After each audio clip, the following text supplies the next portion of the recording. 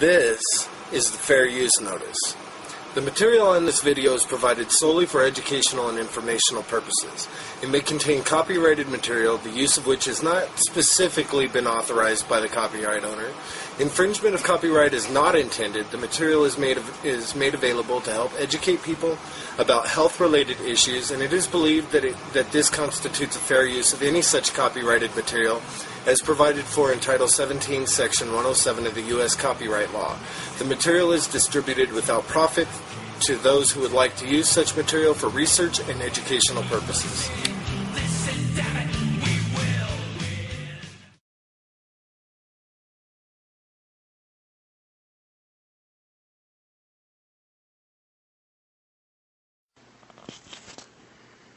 Good evening.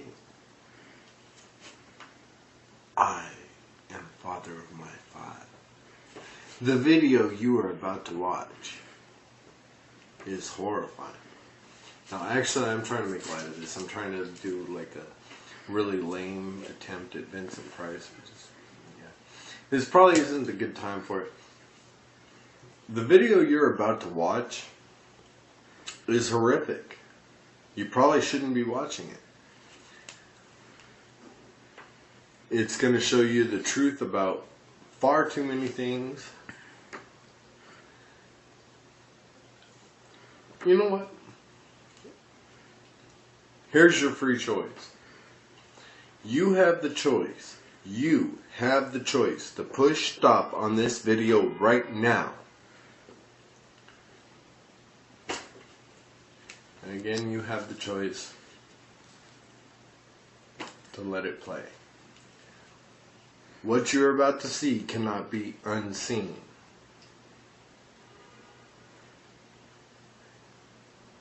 This is horrifying. Now, I have no affiliation with Scientology whatsoever. I'm simply a victim of the mental health industry myself, personally. So, you want to watch it? Keep watching. You don't want to watch it? Push stop. Your choice. Freedom of choice.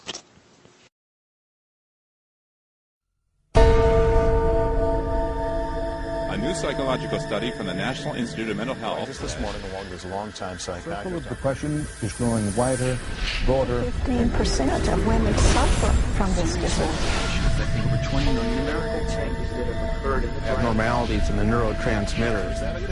She's got a problem. They've got a drug. 6 million American kids take prescribed medication. Psychiatric care.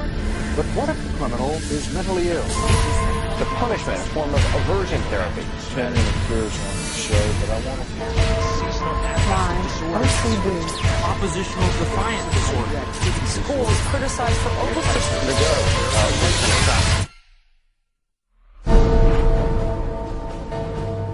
Everywhere you look, there it is. Think psychiatry has nothing to do with you? Think again. The whole field of psychiatry has gotten into every facet of your life. They basically believe that everyone is mentally ill. You smoke too much, it's a disease. You're too unhappy, it's a disease. You're too thin, it's a disease. You're too fat, it's a disease. Where are these coming from? These are coming from the minds of psychiatrists that are dreaming these things up, writing papers and getting published with their names on it, creating these new diseases. First he said that I had ADD. Then he said that I was depressed. Then he said I might be bipolar, but I don't have ADD anymore. And he said, you know, I've been noticing you, and I wonder if you have it too. What they decided is that both my husband and my son had a chemical imbalance that needed to be corrected with a chemical balancer. There is not one shred of credible evidence that any respectable scientist would consider valid, demonstrating that anything that psychiatrists call mental illness are brain diseases or biochemical imbalances. It's all fraud. There's no reliability of diagnosis, and there is no science. It's just pseudoscience. It's pretend science. This is one of the most open secrets in all of America in the psychiatric field, that nothing is being done that's legitimate and they're billing for it. Psychiatrists claim that over 1 billion of the world's population is mentally ill. In the past 30 years, they have prescribed psychiatric medications to 543 million people. And right now, they drug 17 million school children with stimulants and antidepressants. When recently asked about the scientific basis of their profession, those psychiatrists willing to be interviewed offered nothing but excuses. Psychiatric illness is not really illness. How do you evaluate if someone is cured or sick? Cure is certainly something we look forward to. We had no earthly idea how to accomplish. We're not good at the causes. We don't know what causes mental illness. But that hasn't stopped them from pronouncing themselves mental health experts and treating people against their will. And the results? This psychiatrist, man who's supposed to work to heal people, has done nothing but destroy this man's life, and in destroying his life, destroying the lives of all of his loved ones. Excuse me. They've damaged and ruined my son, and they've trapped him in a system. The way that they treated him and made him feel like he was worthless. Bryant was being kept dumb and high on Ritalin so that they could make $2,500 per month. He gave me Valium, and I got addicted to it. It wiped out my life. My life has been ruined. My joy has been stolen. She was laying there. She took two gasps of air and died right there in front of me. It is really tragic. It's awful. And it's being done for money. That's why it's being done. Oh, it's got to be in the billions. I don't know the exact number, but it's got to be in the billions. It's just unbelievable. This is so big that it boggles the mind.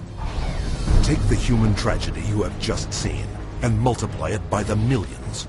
In the past 4 decades, nearly twice as many Americans have died in government psychiatric hospitals than in all U.S. wars since 1776. Insurance companies pay out $69 billion every year for psychiatric services, doubling the cost of medical insurance premiums. And while raking in over $2 trillion annually, psychiatrists cannot point to a single cure. Hard to believe? That's exactly what they count on. And as we will show you, it's how they have been getting away with it from the very beginning.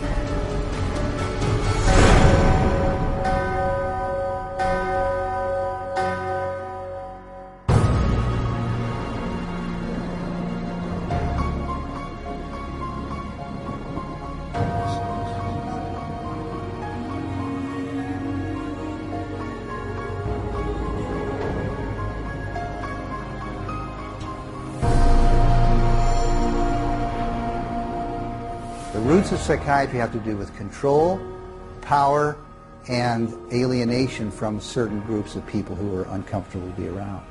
They were locked up in these places to get them out of the way. The history of psychiatry, I think, really is related to institutions. Bethlehem Royal Hospital in London was one of the world's first psychiatric institutions. Commonly referred to as Bedlam, the hospital was little more than a warehouse for those deemed mad. Inmates were confined to cages, closets, and animal stalls, chained to walls, and flogged, while the asylum charged admission for public viewings. In the 18th century, William Batty was the first to promote that his institutions could cure the mentally ill. Batty's madhouses made him one of the richest men in England, though his treatments were every bit as inhumane as those practiced in Bedlam, with not a single patient cured. His financial success triggered a boom in the asylum business and an opportunity for psychiatrists to cash in on this new growth industry. This was an era where, on both sides of the Atlantic, specialized institutions for the mentally ill are beginning to be built in large numbers. Those institutions date back certainly to the beginning of the 18th century, and in a few cases even earlier than that. But the explosive growth of an asylum sector of asylumdom, as some historians have called it, is very much a 19th century phenomenon. It's that period when the state is persuaded to invest tax dollars in building these places. But while those who ran the institutions were getting rich, psychiatrists yet lacked the credibility to maximize their cash flow.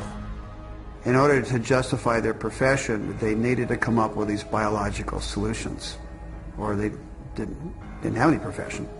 The only way for them to solve that was to attempt to start believing that these people that were suffering from emotional disorders was from a biological basis. Whatever was done to make this person more manageable would be simply called a treatment. And the sad reality is that many of these so-called treatments were, in essence, torture.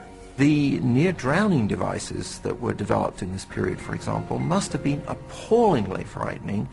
For example, one device involved putting the patient into a coffin, closing the lid, and dumping it into a bath of water, and then opening it up and trying to revive the patient. There were a range of these things, and the mortality rate was very, very high. Psychiatrists next sought to give credence to their practices by cloaking them in the language of medicine. This repackaging of treatment became known as the medical model. Somebody who's really hyper and manic, if you're wrapped up in a cold sheet and dunked into some water, you're going to quit acting manic because that's a punishing treatment. But as soon as the symptoms started to go away, they started to believe that somehow by wrapping them up and dunking them in cold water, it was draining the toxics out of their body. So they built the medical model around that. Pushing the biological theory of mental illness a step further, an American, Benjamin Rush, put forth the idea that insanity was caused by too much blood in the head. The cure? Remove the blood by any means possible. Restraint, cold water, bleeding, even terror. And with that, a new medical model was created. Benjamin Rush was probably the most famous American physician of the Revolutionary era. Rush was known as the master bleeder. He bled his patients for madness. He also invented something called the tranquilizer. It's a chair that looks a little bit like an electric chair. The patient was confined in this apparatus, sometimes with cold water applied to his or her head, for some hours at a time, and Rush announces in a letter that he's invented this new contraption and dubbed it the tranquilizer. Rush's often lethal procedures were detailed in his 1812 textbook, which remained psychiatry's authoritative source for the next 70 years. He was so revered that in 1965, Rush was enshrined as the father of American psychiatry on the seal of the American Psychiatric Association. As the 1800s wore on, psychiatry's mounting failures at curing madness threatened their financial bottom line, forcing them to invent new medical models. The cures promised were not delivered. So by the 1860s and 70s, a growing mood of pessimism was covering Europe and North America, that effectively the new institutions were ever growing in size, but not growing in their effectiveness. The 20th century brought more medical models. American psychiatrist Henry Cotton mutilated his patients by removing their body parts, declaring this a breakthrough in the treatment of mental illness. The earliest target was the teeth and then the tonsils and the sinuses. But when patients didn't get better, the enthusiasts for this treatment then started to move down the body and to say, well, obviously patients have swallowed bacteria in their saliva, so stomachs need to go, spleens need to go, colons need to go. As public outcry escalated over torture and maiming of patients, psychiatrists would invent new methods, each one hailed as the miracle cure. But each one was ultimately proven no more effective nor less brutal than the last. This is a history of psychiatry, more or less, to damage the patient. I mean, this is a version of the original model, which was to chain them like animals. If you're doing it to somebody because you insist that they have to change, And you're going to do that by turning the screws, you might say, whether it's with medication, restraint, whatever. That's torture. And a huge part of what psychiatry has done really comes down to torture. As the 20th century progressed, psychiatry would continue to seek legitimacy by transforming itself into a medical discipline.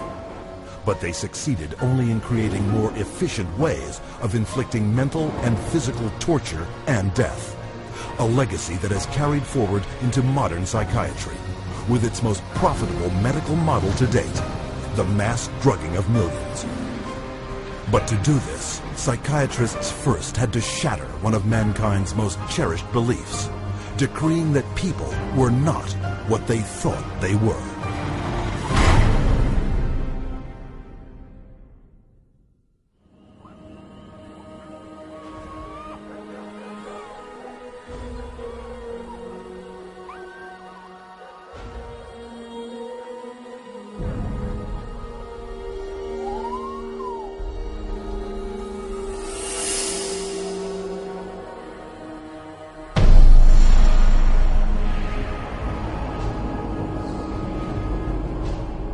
Leipzig University, Germany, 1879.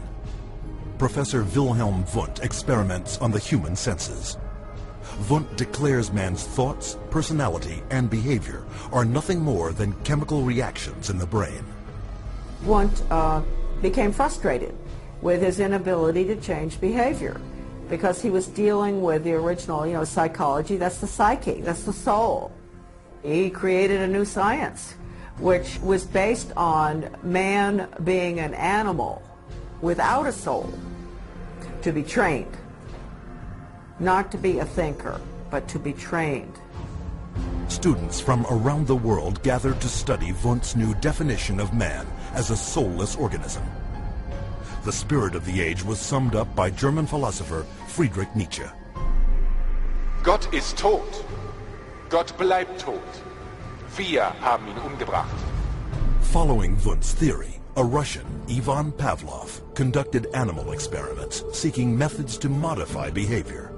Pavlov studied in Wilhelm Wundt's laboratory in Leipzig, Germany, in the late 1800s. And he experimented with dogs, with electrodes and stimulus response, denying privileges to denying rewards. And he noticed that when you brought out some food in front of animals, dogs in particular, that they would begin to salivate. So he'd ring the bell at the same time that he brought the food out, and then eventually, instead of bringing the food out, he just rang the bell, and of course the dogs got all excited. He called that a conditioned reflex. Pavlov's first human subjects were children. He punched holes in their cheeks to collect and measure their saliva. Pavlovian conditioning became one of the major foundations of a lot of behavioral science research in the 20th century. The idea that behavior could be controlled through repetitive conditioning became known as behaviorism. The behaviorists believed that all children are animals and can be trained as animals. This was the view of behaviorists. As a matter of fact, John Watson, the most famous of the behaviorists, says that you have to treat human beings or look at human beings the way you would look at the ox you slaughter. See, the behavior is not interested in what's up in your head or your soul because they don't believe there is a soul. Watson's successor, Harvard psychologist B.F. Skinner, believed all behavior could be manipulated to suit whatever ends the behavioral psychologist was seeking.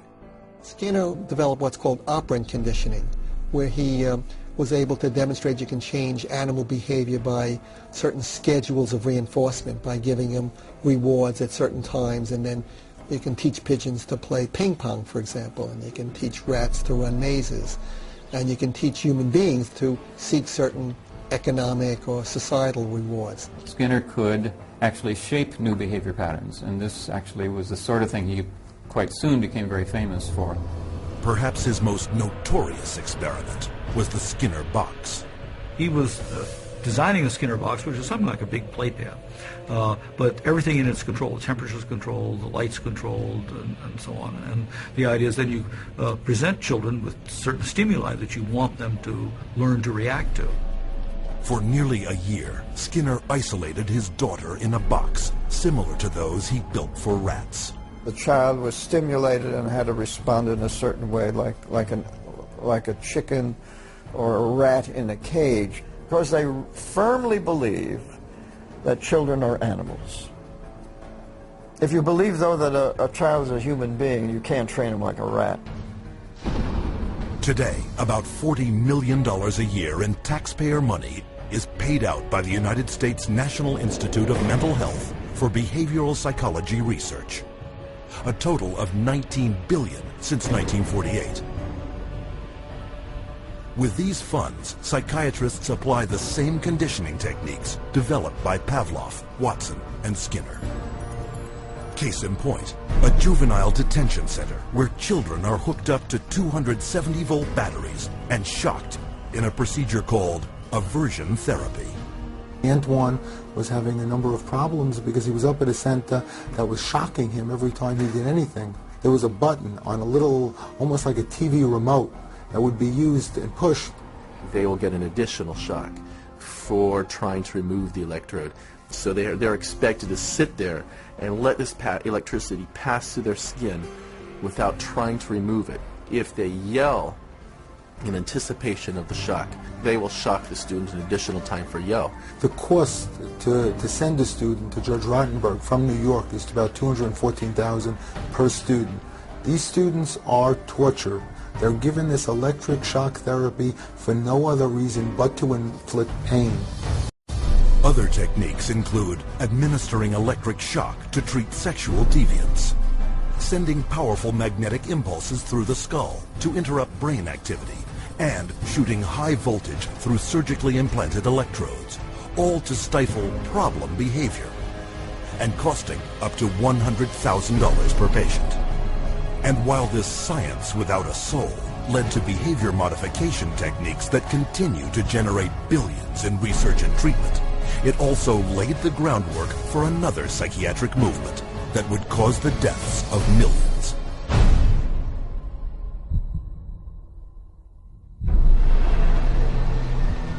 January 1945.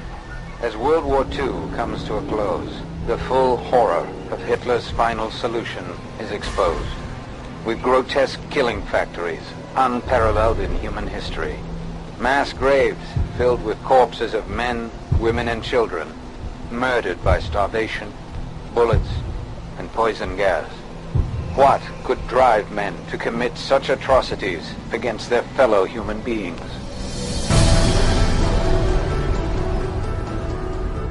The answer is the pseudoscience called eugenics, created and promoted by psychiatrists decades before the Nazis came to power. The eugenics movement got started in 1883 with Francis Galton, and he felt that human beings should take evolution in their own hands, and that the most talented individuals, the most healthy individuals, the most attractive individuals should have more offspring. There was great concern that people that they considered had poor genes were reproducing faster than the people they considered had good genes. They felt that a medical solution might be the proper one. This is what led to the sterilization movement. It resulted in sterilization of mentally ill people, sterilization of retarded people, sterilization of people we don't like politically and sociologically. So the problem is not with genetics. The problem is a pretend phony genetics used to justify inhumane social policies. Though never proven as anything but theory, by the early part of the 20th century, eugenics had spread to almost 30 countries, from England to Brazil, Mexico, Sweden, Russia, and most notably, the United States, where forced sterilization was widely practiced. Eugenics movement in Germany was somewhat different than the eugenics movement in the United States in that there were many more physicians and psychiatrists. Alfred Plutz was one of the pioneers in the German eugenics movement and how to control the population of those whom he considered inferior. In 1905, along with his brother-in-law, Ernst Rudin, he established the first organization for racial hygiene. Alle Nationen haben sich mit einer außergewöhnlich großen Menge an minderwertigen, Schwachen, Kranken und Verkrüppelten abzugeben. Durch kluge Gesetze über Sterilisation würden wir auch in der Lage sein, den vernünftigsten Weg der Zeugung herbeizuführen. Hitler was particularly impressed by American eugenicist Madison Grant. Grant's book, The Passing of the Great Race, was proclaimed by Hitler as his personal Bible. In his book, Mein Kampf, Hitler further hailed eugenics as the science that would rebuild the German nation. Körperlich oder geistig gesund ist, dem ist es nicht erlaubt, seine Krankheit an seine Kinder weiterzugeben. Das Recht auf persönliche Freiheit wird durch seine Pflicht, die Rasse zu beschützen, eingeschränkt.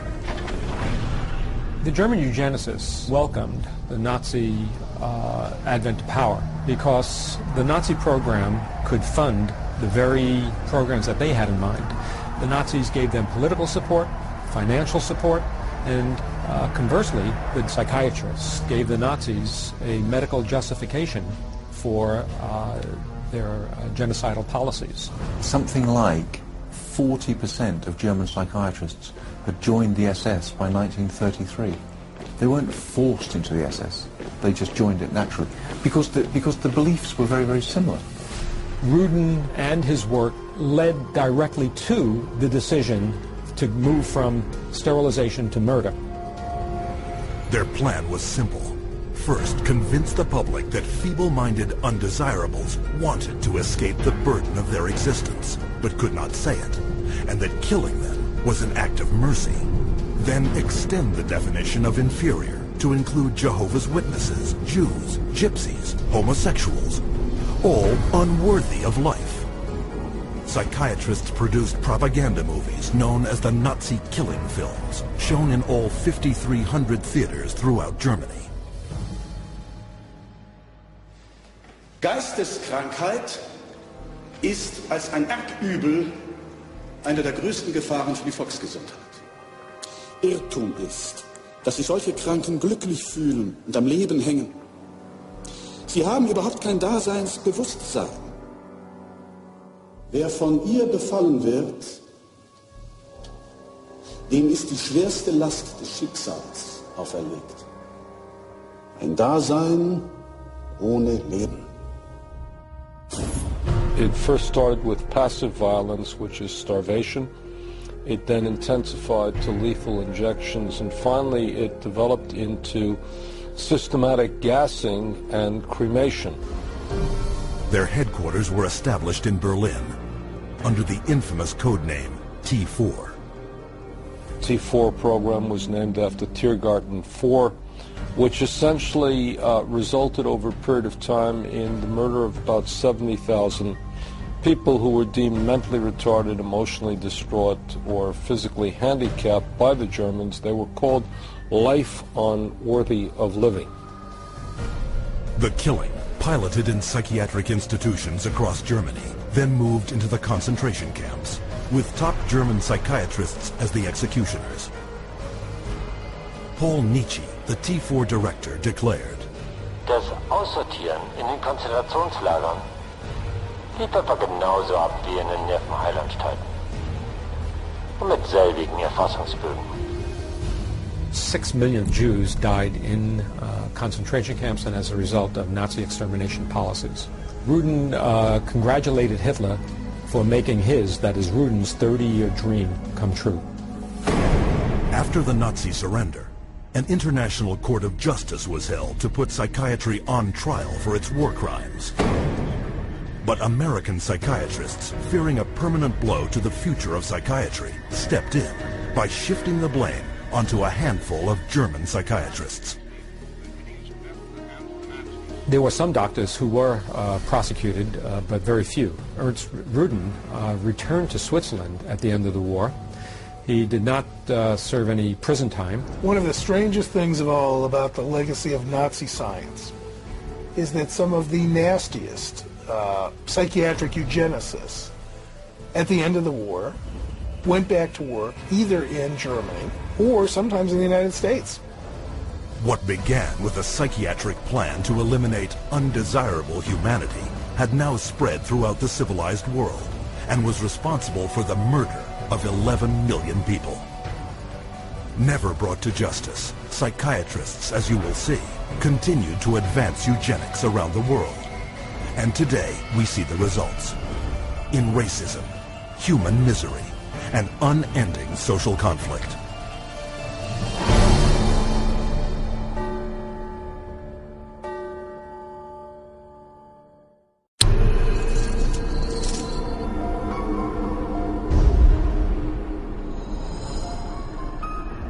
After World War II, a new eugenics was resurrected out of the bones and ashes of the old eugenics. The eugenics movement has been at the forefront to establish a new scientific racism that justifies oppression and exploitation and racism. In fact, racism is inseparable from the roots of psychiatry.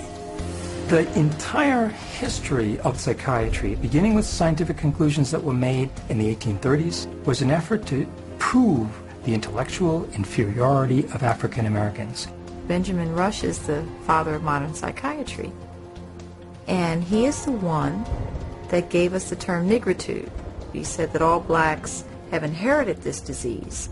And this particular disease, it caused them to be inferior. In addition to that, it was the reason why it was very important that blacks remain segregated and separate from whites so that whites did not inherit this disease.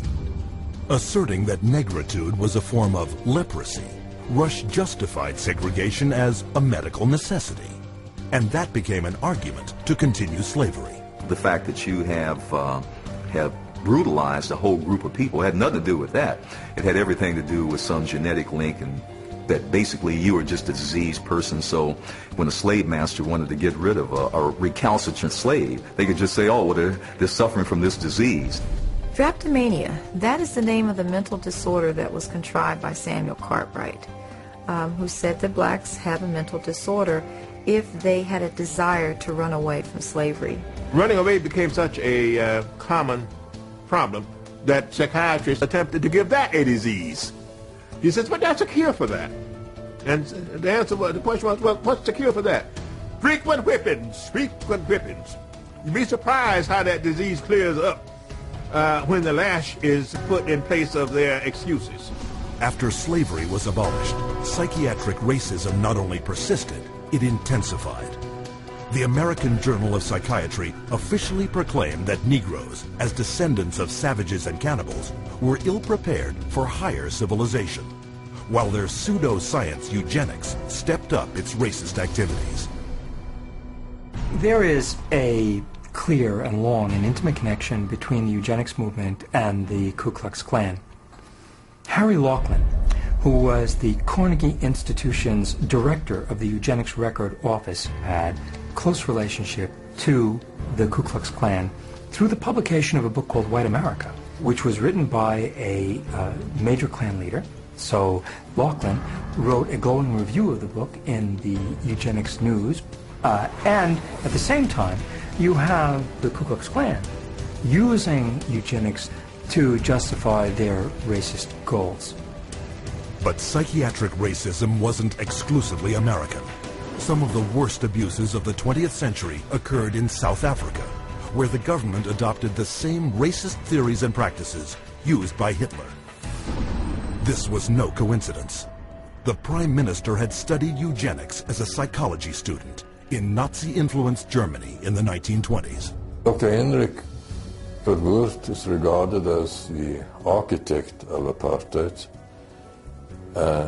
He saw South Africa as a divided state with whites, blacks and brown people living in totally separate areas, with black people having no rights whatsoever. With apartheid in place, psychiatrists established mental hospitals throughout the country that were in fact nothing more than slave labor camps.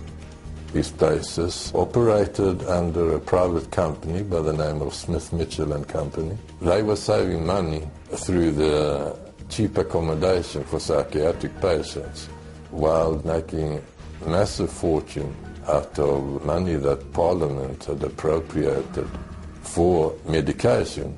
So it was a corrupt system.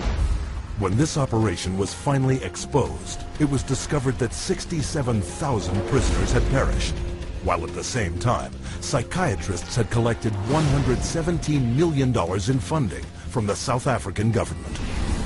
The World Health Organization issued a report declaring that psychiatry cultivated racism and that apartheid did have a parallel in the ownership and trading of slaves.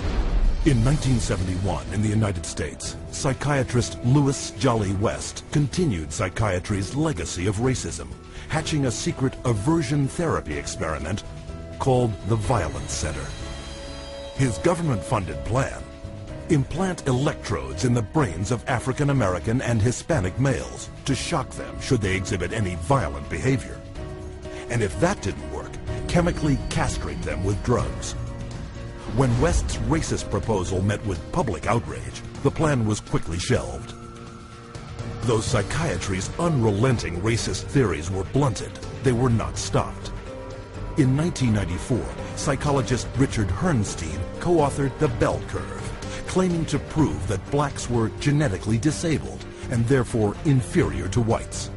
The Bell Curve really argues a very old eugenics idea. It argues that people are born with different kinds of intellectual abilities, that these are inborn pretty much at birth.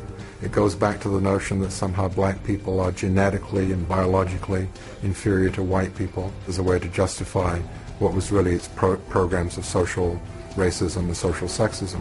And you see that kind of thinking going on in public school testing and IQ testing and educational testing and tracking. And this new tool fit into that old mold. It was a new tool that could prove the intellectual inferiority of African Americans. The psychiatric profession has done great damage, certainly in the past, and far too many in the present, too, to subvert democracy and perpetuate racial stereotypes, even more, deep racism in society. We have to battle against this continual misinformation, disinformation, pseudoscience. It can be repackaged in whatever form or format it is. But if it is based solely upon the color of one's skin and then is the merit of that human being, I just reject it. And so today, the flame of hatred continues to burn, fueled by pseudo-scientific lies. This is the heritage of psychiatry, as a justification for racism and as a pretext for political repression.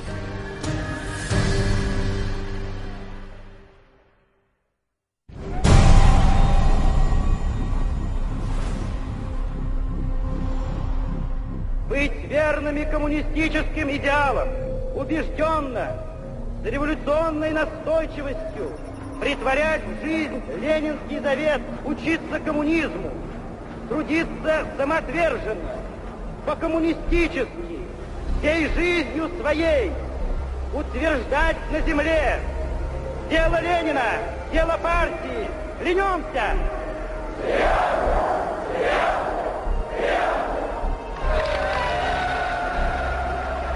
The Soviet regime demanded absolute loyalty. Those who did not toe the party line were considered dissidents and labeled enemies of the state. With no more than a whisper to the secret police, they would vanish into one of these special psychiatric hospitals.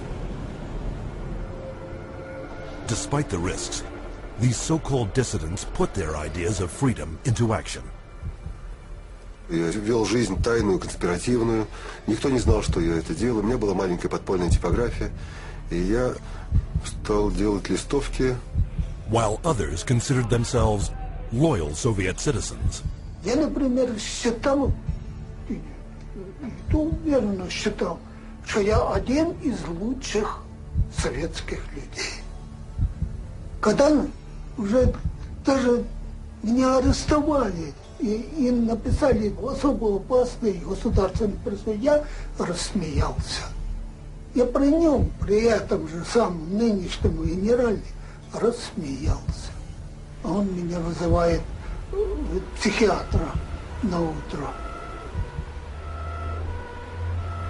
According to Soviet psychiatrists, they all suffered from inflexibility of convictions, a symptom of a new disorder, sluggish schizophrenia.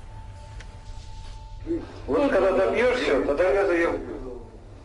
Так, до конца пей. Я буду с ним. Ребят, не заставьте его.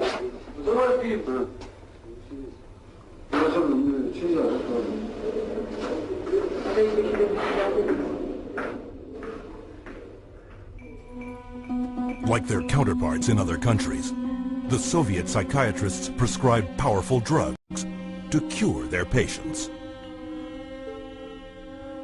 Они никогда их с удовольствием не принимают.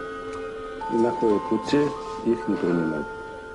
Мы обязаны просмотреть прием лекарств, чтобы больные лекарства дошли до больного. Вот они где-то уже, как говорится, в горле проглатывают, все, ротовая полость чистая. И потом вот такие делают какие-то движения, отрыгивают. Врач на обходе говорит, как себя чувствуете, Петр Петрович? Я говорю, послушайте, вот, там, когда 5 кубиков галоперидола, то надо, например, слюна до полу. Там перекошенность вся, значит, одни мышцы растягиваются, другие сокращаются. Совершенно ужасные позы, лицо все ужасное, на душе страшно просто. Я человека, вот самое главное, описать это состояние невозможно. Санитары совершенно безнаказанно могли избивать. По любому поводу. Или вообще без повода. Вот, например, санитар открывает дверь, и вдруг, если тут ты оказался, например, в проеме двери. И вот этого достаточно было, чтобы, скажем, получить удар. Если больной, скажем, оказывал сопротивление при избиении, то его могли привязать, и привязывали, и избивали, и продолжали избивать уже привязанного. Проходит, допустим, год-два, там выписывают убийц, выписывают насильников. Михаил, ты бы лучше убил бы кого-нибудь, мне бы легче было тебя отсюда вытолкнуть. Это было, вот, растало такое чувство безысходности. From 1967 to 1987, the Soviet government arrested over 2 million people who, for political reasons, were diagnosed as mentally sick and were forced to undergo psychiatric treatment. Even today, psychiatry remains the coercive tool of choice for governments throughout the world. What we learned is that in Gitmo or Guantanamo Bay, that we had teams of healthcare professionals called the biscuit teams, behavioral scientists, psychologists, working with the military to advise them on how far you could push a prisoner. There are abuses that have been documented around the world. We have healthcare professionals who have committed potentially acts of treason within their medical ethics. And there's nobody supervising that. There's nobody making them stand accountable to their medical ethics. But psychiatrists have never reserved physical and mental torture exclusively for political prisoners. Throughout history, they have repackaged it and sold it to the public as therapy.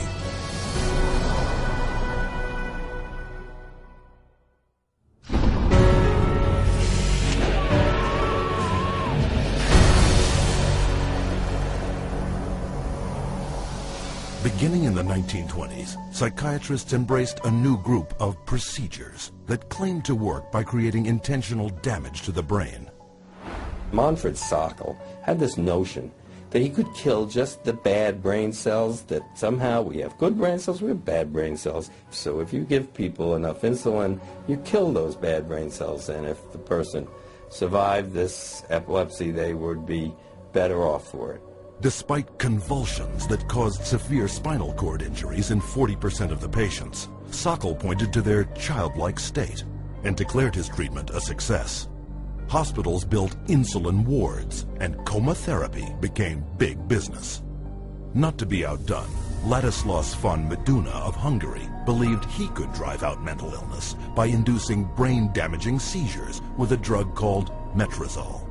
He noticed his epileptics had no mental health problems, and his mental health patients, his psychiatric patients, seemed to have no epilepsy, and so he thought doing one would obviate the other. The theory was that epilepsy and schizophrenia couldn't coexist in the same brain, and that if epilepsy was induced, that a seizure was caused, it would, quote, drive out the schizophrenia. There's no scientific basis for this whatsoever. Metrazole was fast and lucrative. In a morning, a single psychiatrist could chemically shock 50 patients into a docile and manageable state. By 1939, metrazole was so popular with psychiatrists and staff, it was used in 70% of American hospitals and in almost every other country in the world. The financial success of insulin and metrazole sparked the development of an even more profitable method of inducing brain-damaging convulsions. How is electric shock therapy done? We use these electrodes. We place them on the patient's head like this, and then by means of this machine, we place a controlled electric current through the brain, just for a fraction of a second. The patient doesn't feel it. The story behind this miracle cure began in a Roman slaughterhouse. In Italy, in 1938, two Italian psychiatrists decided to observe that before slaughtering pigs, in order to make the pigs more docile, they would apply electrodes to their temples that were hooked up to wall current, and that this stunned the pigs, but it didn't kill them, and they could then slaughter them. Well, this gave them the encouragement to try inducing convulsions with electricity.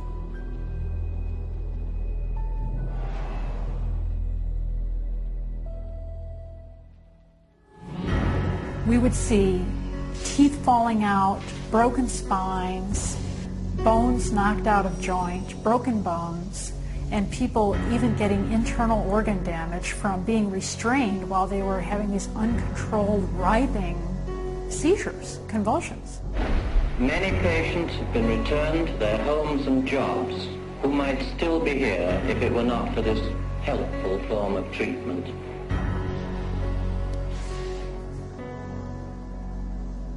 Having successfully sold brain damage as a cure, psychiatrists searched for even more precise ways of targeting the brain. This was jump-started in 1848 when an explosion blew a steel rod straight through the head of Vermont railway worker Phineas Gage. While Gage survived, his personality was dramatically altered. 70 years later, Portuguese neurologist Egas Moniz would try to obtain a similar result by drilling into a patient's skull and squirting pure alcohol directly into the brain, killing the tissue of the frontal lobes. Moniz called this new procedure a lobotomy. Dr. Walter J. Freeman would become lobotomy's most infamous practitioner.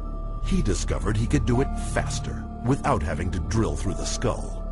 There was no anesthesia, and he would just lift up the eye and stick nothing more than an ice pick right into the brain, right under the orbital bone, and then just rake the thing back and forth until he was satisfied that he had caused enough disruption of brain tissue, and then pull it out. Freeman traveled the country in his lobotomobile, hacking apart his patients' brains on stage, or sometimes right there in the vehicle. And he would pull up and offer lobotomies to people, get referrals from the local doctors, or sometimes people didn't even go through doctors. They'd go right to the lobotomobile, and he would just do the brain-damaging procedure right there.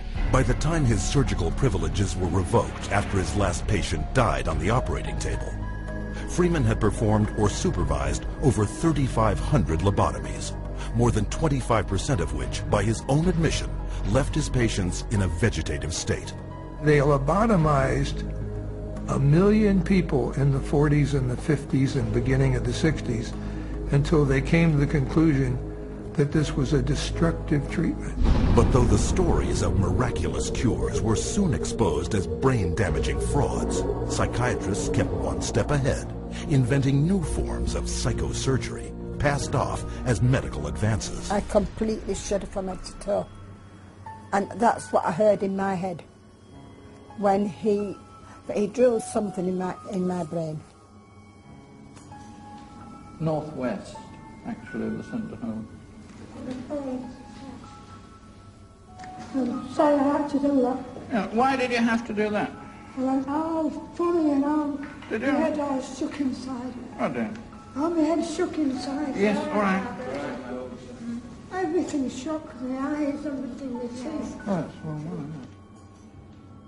That was grievous bodily harm done to my brain. And nobody has the right anyway to play God with somebody's brain.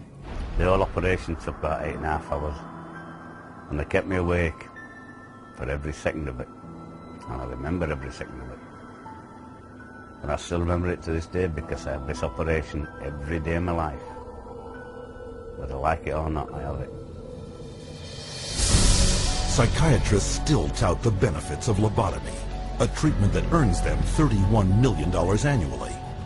But in the wake of lobotomy's tarnished reputation, psychiatrists were quick to push electroshock back into the spotlight.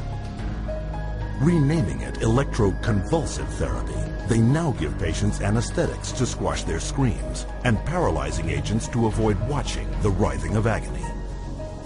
The main misconception that people have about ECT is that it's new and improved. The new and improved refers strictly to these cosmetic improvements because, in fact, they make it easier on the witnesses. The person isn't shaking all over the table. They're paralyzed now. It isn't new. It isn't improved. It is worse.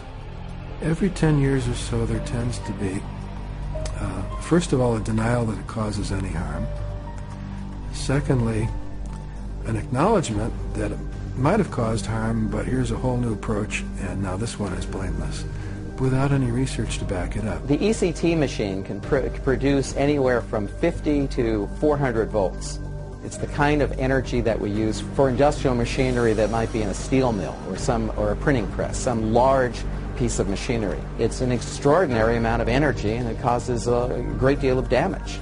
And while stories of prisoners physically mistreated with electroshock are well publicized, the amount of electricity doled out by psychiatrists for ECT is up to 33 times greater. And that damage is most often targeted at the most vulnerable. 2/3 of those who receive electroshock are women, given such diagnoses as premenstrual syndrome, menopausal disorder, or postpartum depression. Half of electroshock patients are elderly. Once they become eligible for government health care at age 65, 360% more American seniors receive ECT than at age 64. And what does this all add up to? 40,000 dead, and countless others so brain damaged they have no hope of ever recovering a normal life. For a total of $12 worth of electricity, psychiatrists in the United States alone rake in $5 billion. But the next miracle cure psychiatrists added to their arsenal made them more money than ever before. For it was faster, cheaper, and could turn every man, woman, and child into a patient for life.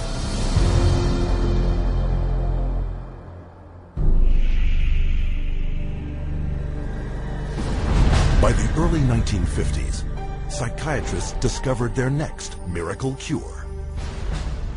A chemical originally designed to kill parasites in pigs, their new discovery hindered brain function in much the same way as shoving an ice pick into the eye socket. It was an old treatment in a new disguise.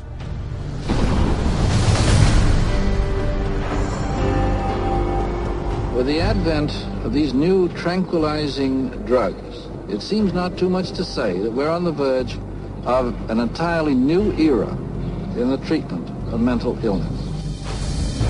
Dubbing it a chemical lobotomy, Canadian psychiatrist Heinz Lehmann described Thorazine as a simple, easy-to-take pill with the same effects as psychosurgery, but without the mess. Thorazine provided psychiatry with the entry into mainstream medicine. It had its magic bullet. If I'm a psychiatrist and I have to spend an hour talking to someone in psychotherapy, there's only so much I can charge for that hour. But if I can come in, give you a pill, and send you back out in 15 minutes or 10 minutes, that's a much more efficient use of my time monetarily. What psychiatrists didn't tell the public was that Thorazine caused a crippling neurological condition known as tardive dyskinesia. And that's a neurological syndrome where you have muscle twitches, abnormal jerks, which are uncontrolled, and they either last for a long time or sometimes they're permanent. So that's very clear, very well recognized. long-term or permanent brain damage from these medications? Mr. Blount has virtually no signs of his original illness now. The signs that the movements of his mouth are completely side effects of the drugs that he was on for 20 years. Mr. Blount is quite rational. He understands what's going on. And if you're patient, he can carry on a very rational conversation with you. Even when you remove the drug, it may still remain. It means you have caused a permanent disabling of the brain. In the late 50s, you get the first signs of it, people starting to worry about it.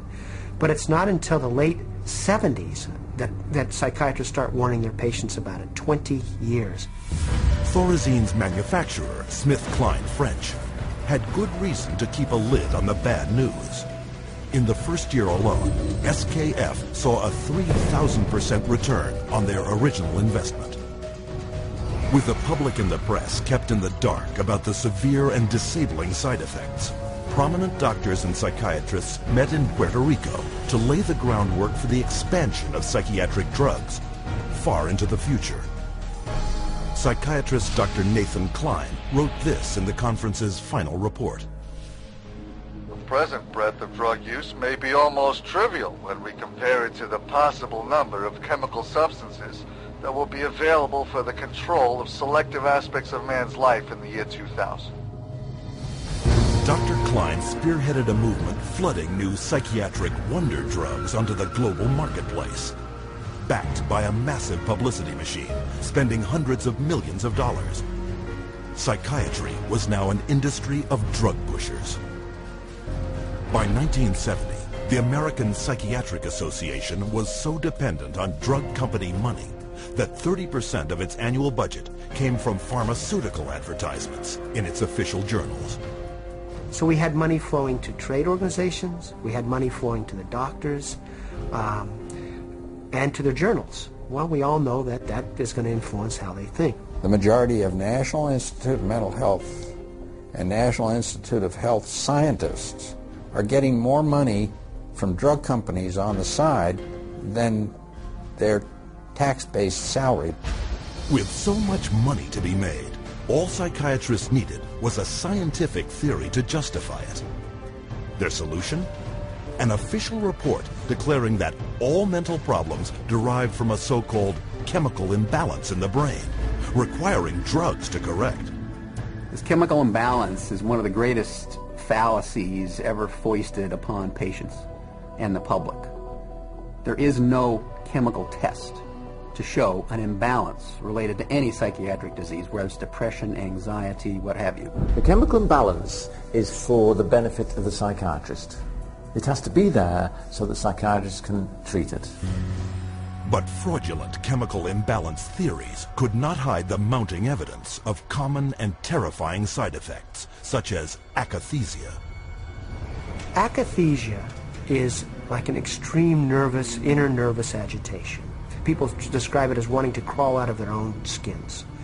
And this happens with great frequency, and it is absolutely, totally well understood to be associated with suicide and violence and homicide. After years of these reported side effects and cases upon cases of violence, self-mutilation, and death, in 1991, health experts, legislators, and the public finally forced the FDA to order an investigation. I know with absolute certainty that if Charles had any idea of the side effects of Prozac, he would never have taken it. I had two sons, David Lee, age 8, Billy 16, a wife 20 years old, gone. I'll tell you why. After being on Prozac for 21 days, my wife shot and killed both of these two boys right here. She turned the gun to herself and shot herself twice. I took the 9mm automatic, sat down on the bed, and put the gun to my head. And I blew a 4-inch hole out the back of my arm instead of my head. Thank God I was a lousy shot. Had someone looked further into Prozac, steps could have been taken to avoid it. What was supposed to be an unbiased hearing was a panel of psychiatrists, the vast majority with personal financial ties to pharmaceutical companies. They basically couldn't find an expert, a doctor, a psychiatrist, at a leading medical school who basically in some way or another didn't have a consulting agreement, hadn't taken money from the pharmaceutical companies. I do not find from the evidence today that there is credible evidence to support a conclusion that antidepressant drugs cause the emergence and or the intensification of suicidality and or other violent behaviors. 500 deaths, 33 murder cases, and over 20,000 adverse side effects. Would you like to tell me why this drug is still on the market? Is there an alliance, an unholy alliance between the psychiatric community, the pharmaceutical industry, and the FDA? And the answer is yes. This unholy alliance became all too apparent in 1997, when pharmaceutical companies persuaded the FDA to allow them to advertise directly to the public, with psychiatrists providing medical endorsement. And in just 3 years, sales of psychiatric drugs skyrocketed, almost 2.5 times. When the numbers of violence and suicide victims shot through the roof, public outrage finally forced the FDA to issue warning labels on antidepressants. But by then, 13 years had passed, billions of dollars had been made, and psychiatrists were marketing their next wonder drugs. Over 8% of the world's population has now taken psychiatric drugs, backed up by fake science and endorsed by regulators who are bought and paid for.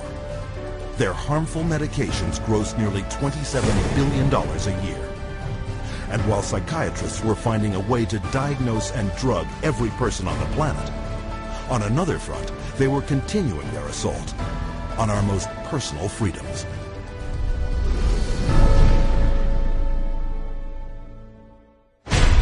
Psychiatrists demand the absolute right to determine what is best for the so-called mentally ill. After all, the mentally ill are crazy and unable to evaluate their own treatment.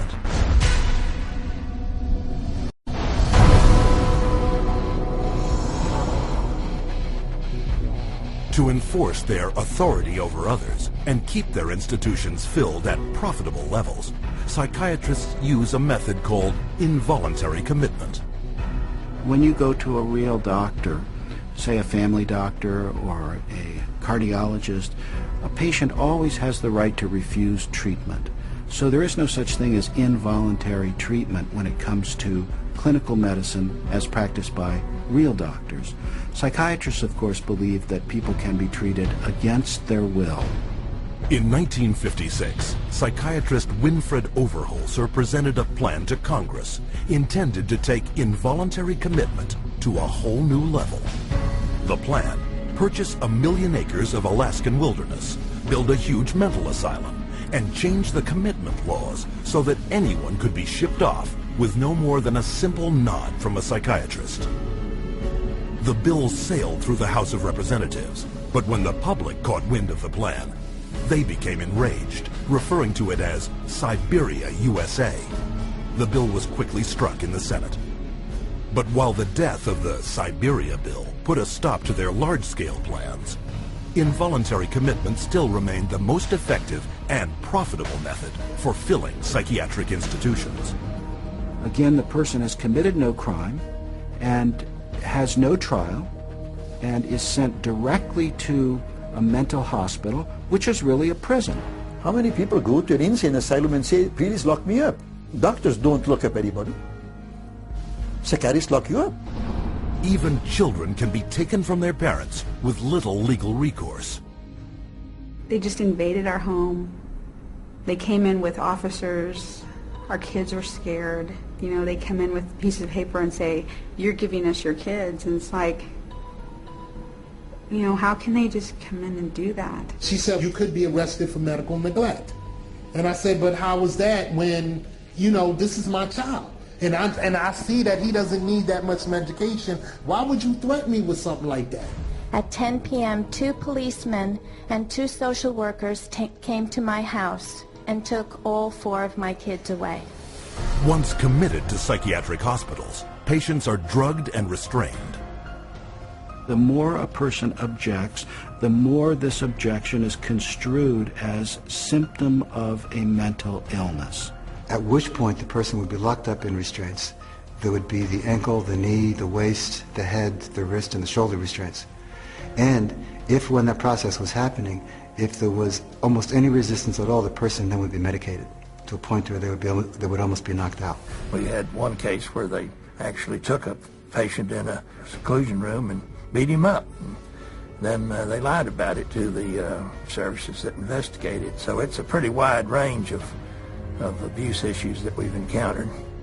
Psychiatric staff provoke their patients into violence so they can bill insurance companies up to $1,600 a day for each restrained patient. A patient would resist diagnosis, resist treatment, and also want to leave treatment while they were at the hospital. And invariably, every time, that person's situation would be exacerbated until they were put in constraints and medicated, at which point there would be documented reasons to keep that person in treatment. The burden of such claims is passed directly to the public in the form of soaring healthcare premiums. As for their victims, the experience is traumatic and even lethal. 16-year-old Rochelle Claiborne died in Laurel Ridge's care last August. The state report shows during the restraint, quote, Rochelle stated several times she could not breathe. In almost all respects, the staff behaved appropriately, followed the standards. By taking advantage of weak or vague restraint laws, psychiatrists and their staff are almost never held criminally liable for assault, battery, and murder. He begged me to take him home, take him out of there, that they were treating him wrongly, and he didn't want to stay there. And I got a call that there had been an accident, that they held him down until he couldn't breathe anymore. I wish I would have listened to him, take him out of there before it had happened. And then I miss him every day. And I wish I could have him back, but I can't. To this day, no one has been charged for the child's murder. The elderly are a prime target for psychiatric abuse, with treatment of senior citizens in mental institutions costing private and government insurance over $29 billion a year. Unwarranted commitment has occurred that wouldn't have occurred if the people hadn't had insurance. The proof of that pudding is generally in how fast they get out once the insurance runs out. Involuntary commitment is a form of psychiatric slavery, where persons are treated as if they're property and they are deprived of liberty, and people are making money in the process. As long as we have involuntary malhospitalization, psychiatry is a prison work. It's a crime against humanity. It is not medicine. Every minute of every day, someone is involuntarily committed to a psychiatric institution. And if you think this is something that can't happen to you or someone you know, think again. Every 75 seconds, someone in America has been committed against their will. And with over $1 trillion allocated to U.S. hospitals since 1965, psychiatrists have carved out for themselves a lucrative commercial enterprise, hidden behind a dubious interpretation of the law. But all too often, psychiatrists commit crimes too blatant to be ignored.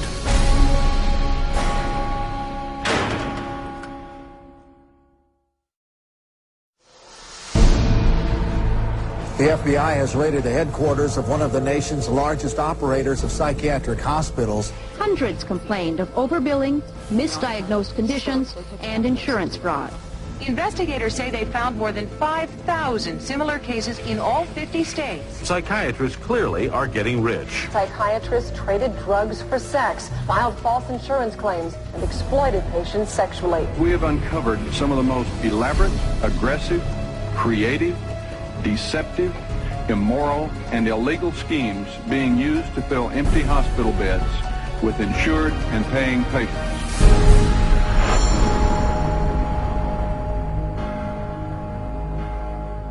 Every psychiatrist takes an oath to follow an ethical code of conduct, to put the care of their patients above all else. But of all medical disciplines, psychiatry has the worst record of fraud and abuse. Psychiatry is almost a license to print money. If a doctor were clever enough, and many of them are, there's no reason that they couldn't make at least $500,000 a year fraudulently and get away with it in psychiatry. I don't purport to have deposed every psychiatrist in Las Vegas. I can tell you for a fact I haven't. Maybe I've deposed half. And by and large, they were a dishonest, deceitful, lying bunch of people. So prevalent are their deceptive and criminal billing practices. Insurance investigators have slang for it, like the California wave and the $100 handshake. $100 handshake is when usually a patient is institutionalized. Psychiatrist, psychologist will visit that person, shake hands with them, say, hello, I'm Dr. So-and-so, I'm taking care of your problem here, and then leaves. They might have 10 or 20 patients there. They bill an hour for each one, and they might be in the hospital for a total of 30 minutes. So 20 patients, 20 hours, and they'd send the bills off to Medicaid. We see that most of the victims of recovered memory therapy were women who had excellent health insurance, whether it was government insurance or private insurance, because many insurance policies wouldn't pay for this kind of long-term nonsense. So those people were targeted because of the nature of the insurance that they had. Every year, the U.S. psychiatric industry defrauds government and private insurance of $40 billion, using any means possible to deceive the public. There were some advertisements, very seductive advertisements, for people wanting to lose weight and were having problems losing weight. And they would be given, all expenses paid to go to a particular spa. But when they got to this spa and went in and signed in, it wasn't a spa, it was a psychiatric center.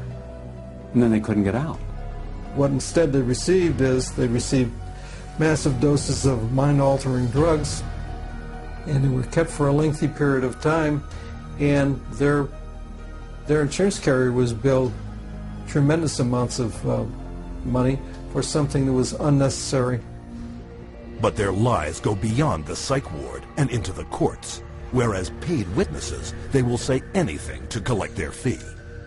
A psychiatric expert who will have one opinion in one scenario and a completely opposite opinion in another scenario based on which law firm or governmental agency is paying for his time. The psychiatrist, on one hand, will tell the public that suicide can be prevented, but will go into court and tell a jury that suicide cannot be prevented. And then once you show his prior inconsistent statements, you also show that he is paid very well by pharmaceuticals, then the jury says, you know what, we're not so sure about you because you just lied to us. Add to the greed, dishonesty, and avarice their sex crimes. Accounting for only 6% of the physicians in the country, psychiatrists commit 1/3 of the sex-related offenses committed by doctors. It has happened so often that by the mid-'80s, the insurance companies who insure physicians across America started writing sexual claims out of the policies altogether. That's how common it was. The system was so broken that more than 25,000 complaints had been registered, but nothing acted upon. When a psychiatrist has a patient, a female patient, and abuse them sexually, there's a very high probability they'll get away with it. I've seen many cases where the mental health professional becomes very disturbed and is using very strange and odd treatments, and that can go on for many years with no one finding out about it because it's not very public. It's quite private. Things happen behind closed doors. Tragically, their sex crimes often involve children. Case in point, Dr. C. Markham Berry. On the surface, a well-respected member of his community. But all that shattered when he was arrested on child molestation charges. Van loads of child pornography were removed from his home, and the subsequent investigation uncovered his sexual abuse of former patients, boys aged 7 to 17, who he photographed and sodomized. All part of what the state called 50 years of Berry's rampant, undetected sexual escapades with children. This is not an isolated incident. It is the carefully masked character of the members of this profession. In every city, every state, every country, you'll find psychiatrists committing rape, sexual abuse, murder, and fraud. And as you will see, Psychiatry's entire credibility depends on the biggest fraud of all.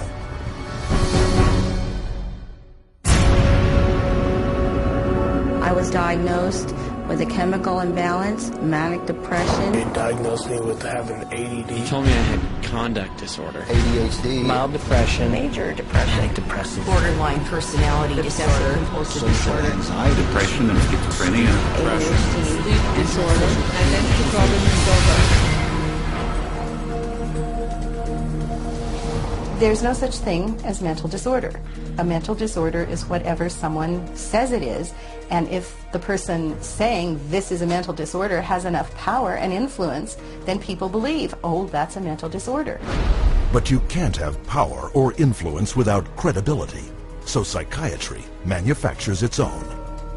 It's based on a grab bag of checklists for disorders that are published in a book called the DSM, which is the Diagnostic and Statistical Manual. There are no statistics in this book, by the way.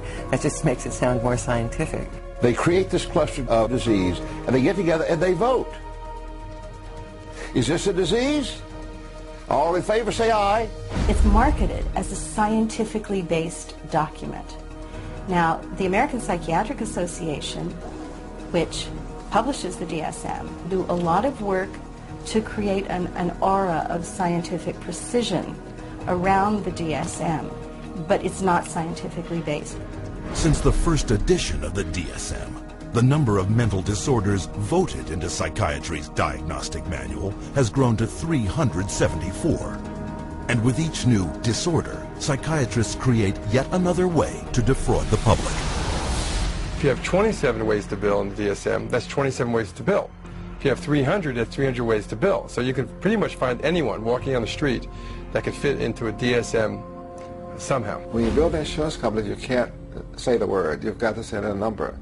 And they have numbers for the most ridiculous things, you know, like arguing with your mother or peeing in the bed. Adolescent rebellion disorder is an official psychiatric diagnosis. Arithmetic learning disorder is an official psychiatric diagnosis. General anxiety disorder is a recent diagnosis. For each one, there is a 5-digit code with a decimal point. Now, the implication of that is if I have illness 403.16, that's different in some important and scientifically proven way from someone who has 403.17. And nothing could be further from the truth. Incredibly enough, while presenting the DSM to the world as scientific fact, psychiatrists freely admit its utter lack of science. We have no diagnostic reliable markers for almost any illness there is in the DSM. What we're testing for in psychiatry, it's hard to say because there's nothing specifically. But as far as a test that's clinically useful, basically we're not there yet. We don't have any laboratory tests that we can use to determine whether somebody does or doesn't have a mental illness. There are no good biological tests for detecting mental illness. There is no test, there's no biopsy you can do. There is no chemical test right now. There are no specific tests to confirm the diagnosis or show the improvement, like any blood tests or any x-rays or anything like that. Oh, in my practice, I don't do any tests. I just speak with people and listen to them, and then I make a decision in what kind of illness. These diagnoses vary as widely as the psychiatrists who make them. In this hidden camera footage, a person visited several different psychiatrists, complaining of the same symptoms. I'm extremely unorganized, and I didn't used to be. It's caused problems in the family. It's caused problems getting, I'm self-employed. You've got ADD, ADHD, you're depressed, and your depression is bipolar depressed. If you have a brain chemistry disorder, it's probably genetic. You have a lot of the symptoms of depression. So it seems like it is a mixed picture. What that means is like we got some depressive symptoms and some, high symptoms. If you're bipolar, I'll need to give you a mood stabilizer. We don't know how that fits. Considered low-grade bipolar. You are more of the ADD than ADHD. And as far as medications for depression, because I would recommend that you start a medication, which are Prozac, Zoloft, Paxil, Celexa. Usually Propylene XR is pretty good. They'll give you some Lexapro in the morning and some Trazodone at night. Lamictal is a better medication for that. It works on your depression also. But the treatment for any bipolar cycling is the same. The lithium, Remeron is another one. Trazodone, Segrodol, Wellbutrin, Lexapro, Lamictal, Equatroid, Depakote, lithium, Ambien. You may need an antidepressant also with your Lamictal. We don't know if I give you a medication if it is going to work or not. To a certain degree, it's trial and error. You never know if it's the right drug. How many people have I cured? Well, there are no real cures right now in psychiatry. I have cured none of my patients. We're always challenged by our lack of knowledge. I mean, in fact, we don't know what the causes of mental illness are. Most mental illnesses, we do not know the cause. Of course, it would be nice to know exact reasons of disorders, but maybe in the future. I'm the Director of Research at the American Psychiatric Association. We don't know the etiology of really any of the mental disorders at the present time.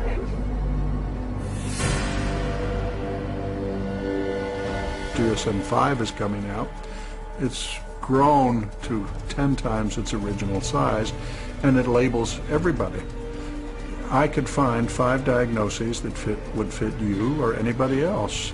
Compare this to the research methods of pathology, a real science that discovers real diseases using a wide variety of precise diagnostic tests. We do millions of laboratory tests as well as the structural examination and the microscopic examination. It's a whole series of applied scientific procedures. In the case of psychiatry, there isn't any laboratory tool that can precisely identify a psychiatric disease and allow it to be classified. It's not as if there's some study of tissue or some study of the body or some study of matter. These are all categories which are made up. They're simply made up. They don't exist in nature. They're decided upon by psychiatrists and voted on.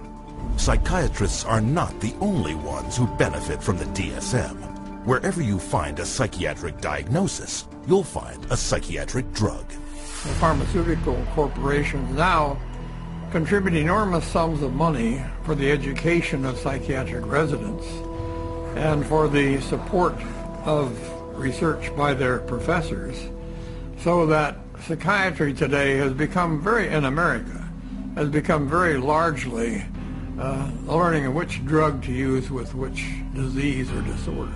We need to make sure that we understand the very close interactions among the American Psychiatric Association with its DSM, the pharmaceutical companies, who love the fact that every time there's a new edition of the DSM, there are dozens more categories in there, and so more conditions for the drug companies to say, oh, we've got a pill for that. In 2006, a study revealed that 56% of all psychiatrists deciding what disorders to list in the next DSM had financial ties to at least one drug company. Today, we see the consequences. A barrage of drugs, each one targeted at an invented disorder that is backed by an arbitrary diagnosis found in the DSM. The fact that it is couched in the language of science without necessarily having any of the scientific data or underpinnings to justify it is as threatening as anything we've seen today. And psychiatry's latest and most expensive ploy to fool the public by imitating legitimate medicine? Brain scans. We can scan all the brains we want to. The fact that we see changes in different people's brains, changes in functioning, doesn't mean that we've discovered anything that has its origin in the brain. It just means that we're seeing changes, but it doesn't mean that there's something wrong with the brain. Psychiatrists and psychologists use the DSM to label 450 million people worldwide as mentally ill, a total equal to the populations of France, Italy, Germany, Canada, Australia, the United Kingdom, and Russia combined. While sales of the psychiatric drugs they push have topped $27 billion annually, funding from world governments for these patients grows psychiatry $440 billion a year. And much of this money comes from the diagnosis and drugging of our most trusting and vulnerable.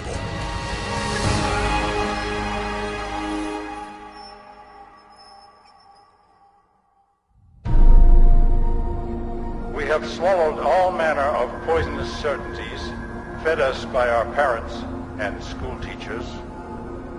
If the race is to be freed from its crippling burden of good and evil, it must be psychiatrists who take the original responsibility.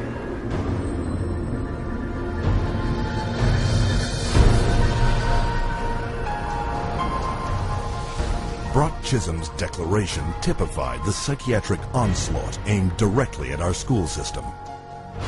They actually said the purpose was social control. Not to pass on knowledge, not to give him something so that he can go into the world of work.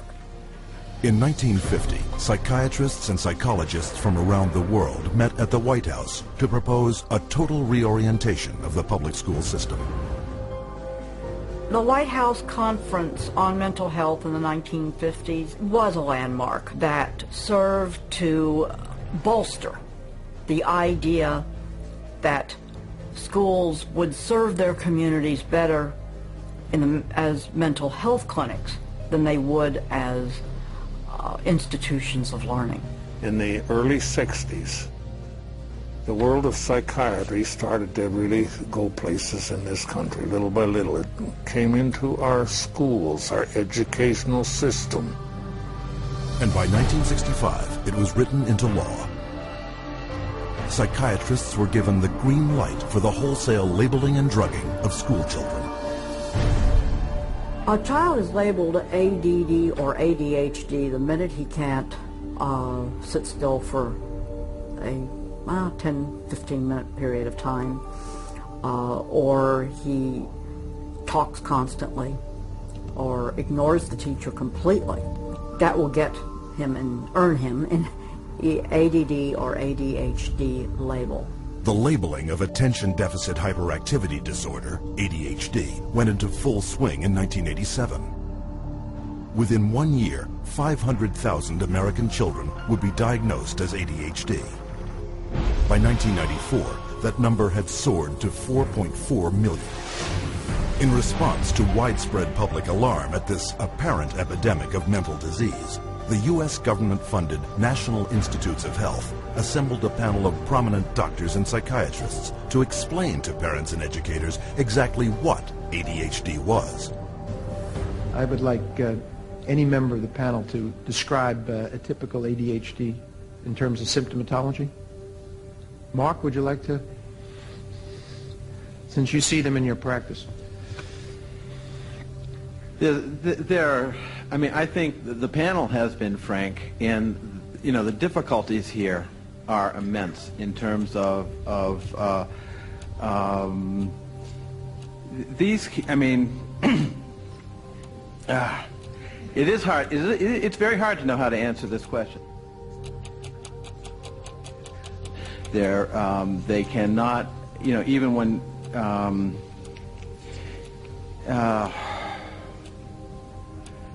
they are as if driven by a motive. There are some good clinical descriptions.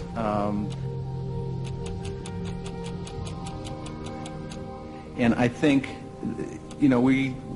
I think part of the problem is the profession keeps changing the diagnosis.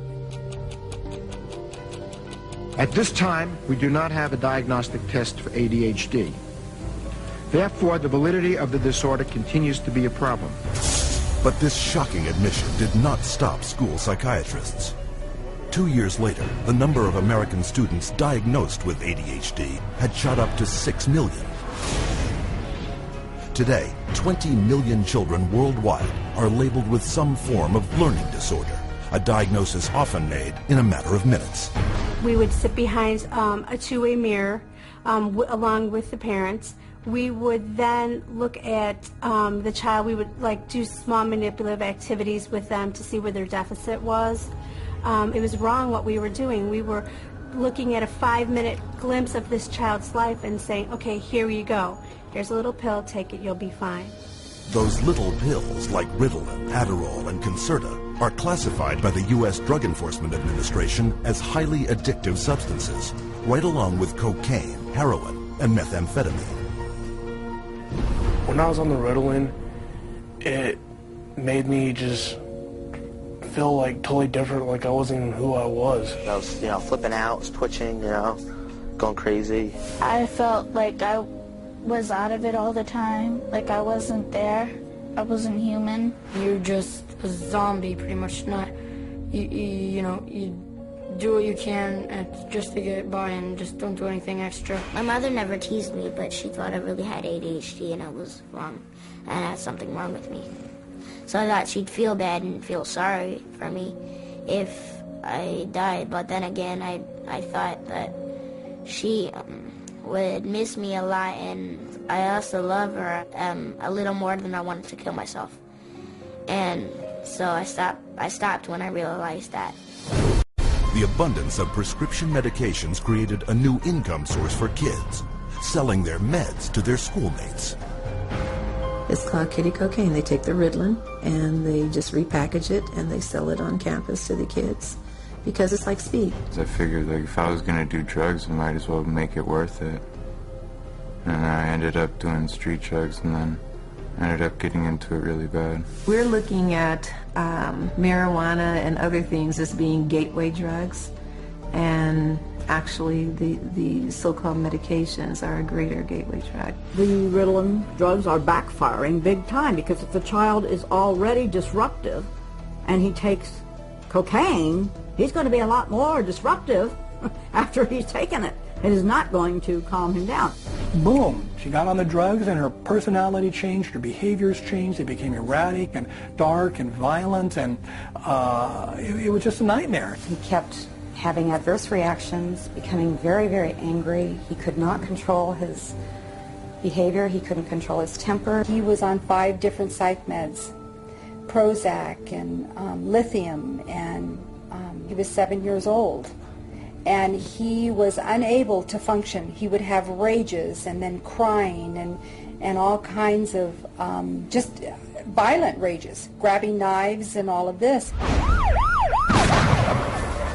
The list includes 15-year-old Kip Kinkle withdrawing from Prozac when he shot 22 classmates, killing 2 after murdering his mother and stepfather at his home in Springfield, Oregon. 18-year-old Jason Hoffman on Effexor and Celexa when he opened fire at his California high school, wounding 5.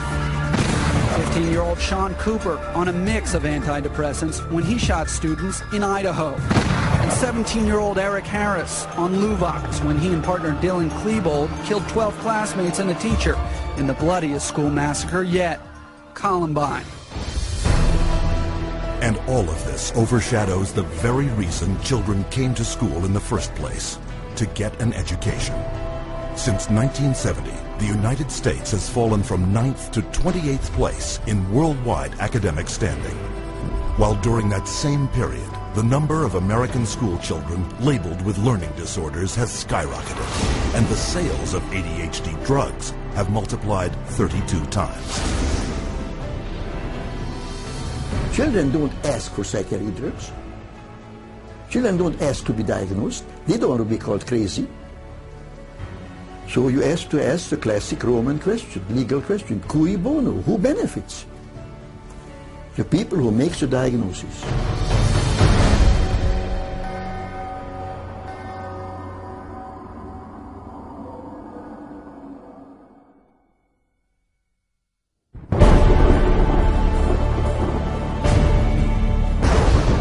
Psychiatry should actually go into government, that politicians should listen to psychiatrists. Psychiatrists should be in every parliament and should direct and monitor political activities.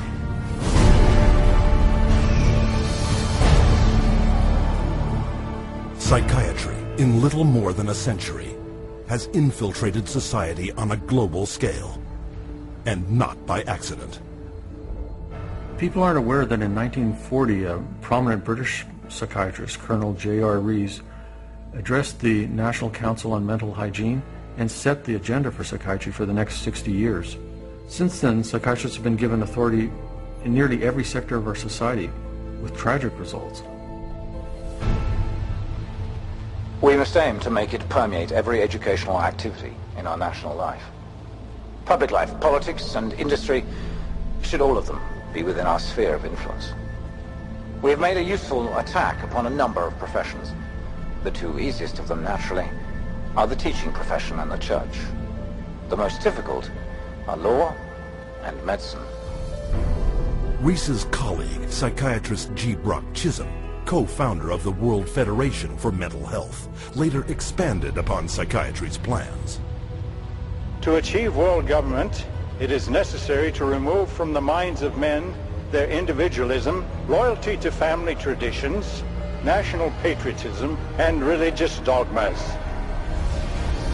To implement their master plan, American psychiatrists convinced the U.S. Congress that mental illness was a national threat that only they, with vast increases in funding, could solve. And thus began massive U.S. government expenditures for psychiatric research, which have climbed from $1 million a year in 1946 to $1.4 billion today, an increase of more than 139,000%. As psychiatric influence spread across America, it also spread throughout the world. Behind crisis after world crisis, you'll find the handiwork of psychiatry. Example, Serbian psychiatrist Jovan Raskovic, who demanded the ethnic cleansing of Croats and Muslims because of his firm belief in their racial inferiority. The result, Bosnia in the 1990s, where Raskovic's colleague, psychiatrist Radovan Karadzic, and Prime Minister Slobodan Milosevic established Balkan concentration camps, where the mass torture, rape, and murder of the innocent happened once more. One military psychiatrist explained how it was done. C'est très difficile tuer millions de personnes. C'est très difficile, techniquement difficile. Les Allemands étaient bons techniciens et ils ne pouvaient pas, ils pouvaient seulement 6 millions de Juifs exterminés. Ils massacrent, par exemple, 100 ou 200 de personnes, ou violent 100 femmes et 100 jeunes filles, pour que les autres sont effrayés et échappent. Alors vous avez le terrain pur. With century-old Pavlovian conditioning, coupled with modern-day mind control techniques, psychiatrists and psychologists can turn average men, and even children, into mass murderers. You could train them to use firearms indiscriminately. You could train them to shoot people with very little feeling or thought.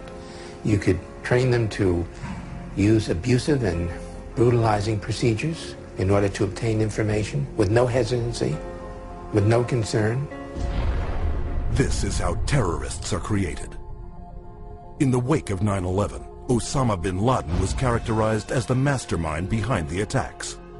But the acknowledged brain trust and commander of Al-Qaeda is Ayman al-Zawahiri, educated in psychology and pharmacology at the University of Cairo, and the author of the Al-Qaeda training manual on the use of coercive psychiatry. And orchestrating the terrorist bombings in Madrid, Abu Hafiza, another Al-Qaeda operative, relying on those same techniques to manipulate the minds of men. You can implant memories. Memories are potent sources of motivated behavior. If you implant enough memories of specific kinds, you can shape and change the nature of human thinking and feelings. And it was thought to be a kind of ultimate weapon, because what greater weapon could there be than control of the human mind?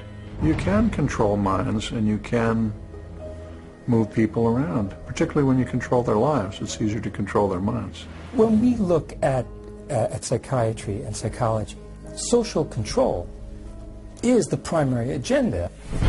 And that agenda is being put in place throughout the world right now.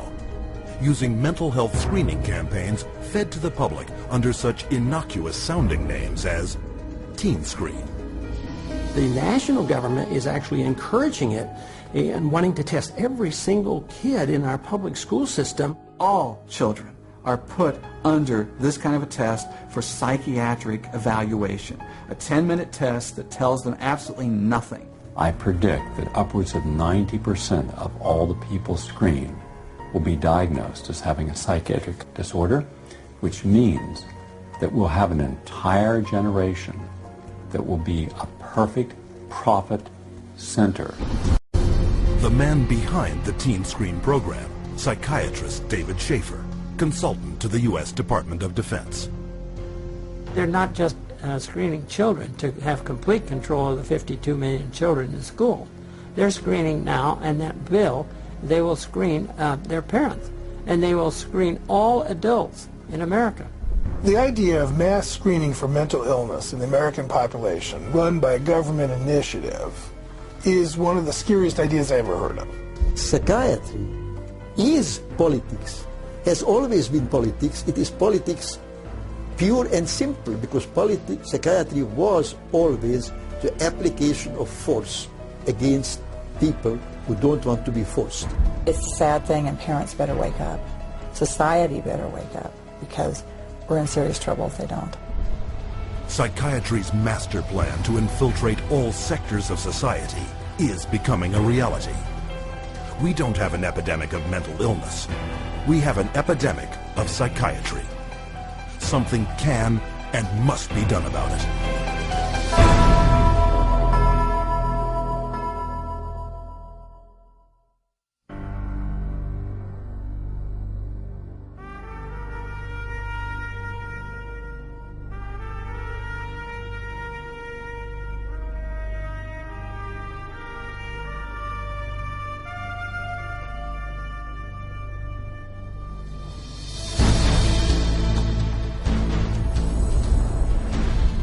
Founded in 1969 by the Church of Scientology, the Citizens Commission on Human Rights investigates and exposes psychiatric violations of human rights. Its international headquarters in Los Angeles, California, CCHR documents psychiatry's invasive and destructive practices and publishes its findings, making them available in some 15 languages. More than 8 million copies have been distributed to healthcare professionals, government officials, educators, and business leaders world over. The headquarters is also the site of the world-renowned exhibit, Psychiatry, an Industry of Death. Centered around 14 documentary films, this state-of-the-art exhibition presents the history of psychiatry, from its origins, where the mentally ill were caged like animals, to the present-day mass drugging of society as the cure for invented mental disorders. Traveling versions of the exhibit visit hundreds of cities across 5 continents, opening the way for hundreds of thousands to discover for themselves the dark truth behind psychiatry. What is today a global human rights movement began more than 30 years ago with a fight for the freedom of one individual, Victor Giori, forcibly committed to a Pennsylvania psychiatric hospital. He was interviewed by a psychiatrist who said, "I can't understand a word this man is saying. He's incoherent. Obviously a paranoid schizophrenic. Commit him," which they did. Now, he wasn't babbling incoherently, he was speaking Hungarian. We filed a lawsuit against the hospital.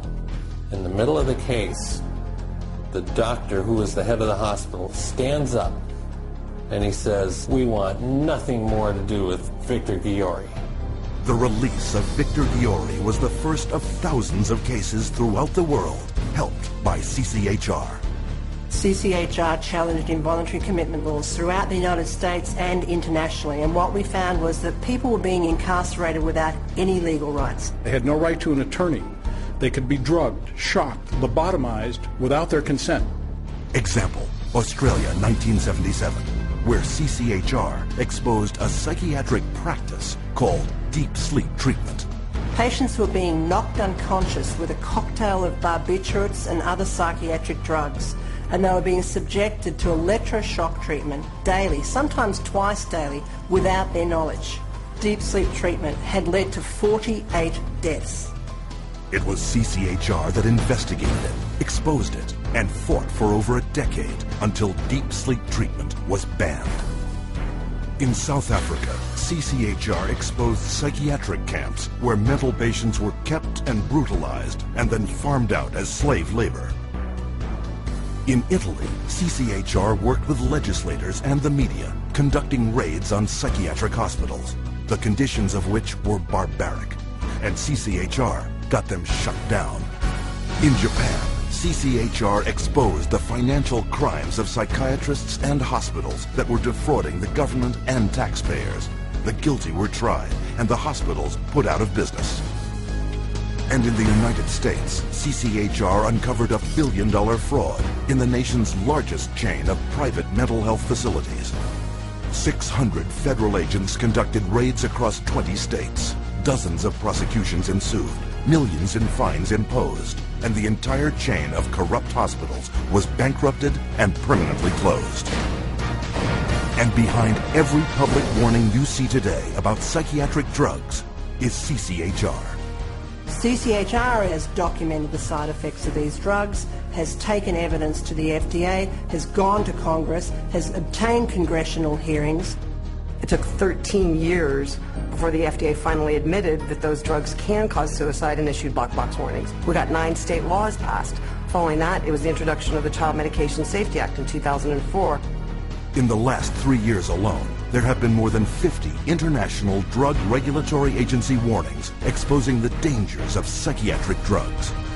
History has told us every workable method that could be used to help people who are seriously disturbed, who do need some sort of treatment, has been suppressed and smashed by the vested interests of psychiatry and the pharmaceutical industry.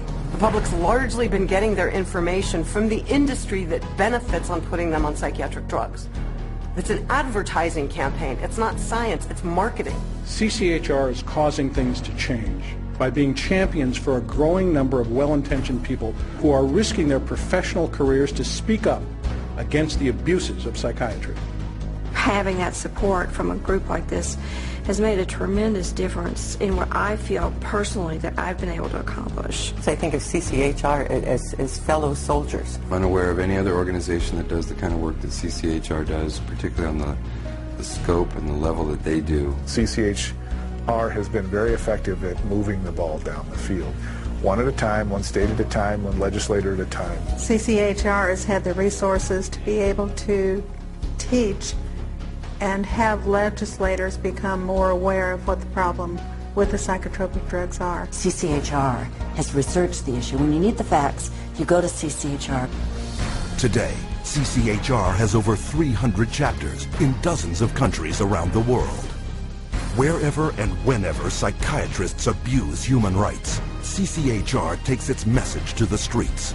From the United States to Japan, and from Canada to the United Kingdom.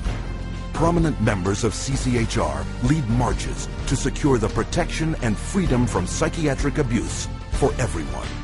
It's essential that CCHR does their job and gets the support to do their job, because the extent to which they do, the whole vehicle that's out of control about psychiatry gets to be contained and gets to be eliminated. It scares me to think if this doesn't happen. I've seen up close what it's like. It scares the daylights out of me. You have 100,000 people electroshocked every year. You have 17 million children worldwide taking mind-altering drugs. You have people being involuntarily committed every 75 seconds, and it's all under the guise of mental health. The only way that you're going to get humane treatment into the mental health system is to take psychiatry and the vested interests out of the picture. And only then will you see people truly obtaining mental health. You have two choices. Either you pretend you knew nothing about it, or you do something about it. With knowledge comes responsibility. That's why we're here. That's why people are joining forces with CCHR. Thousands from every faith and walk of life have already joined. CCHR investigates and exposes psychiatric violations of human rights, and will continue to do so until psychiatry's abusive and coercive practices cease and human rights and dignity are returned to all. Your help is needed. Join us in the fight.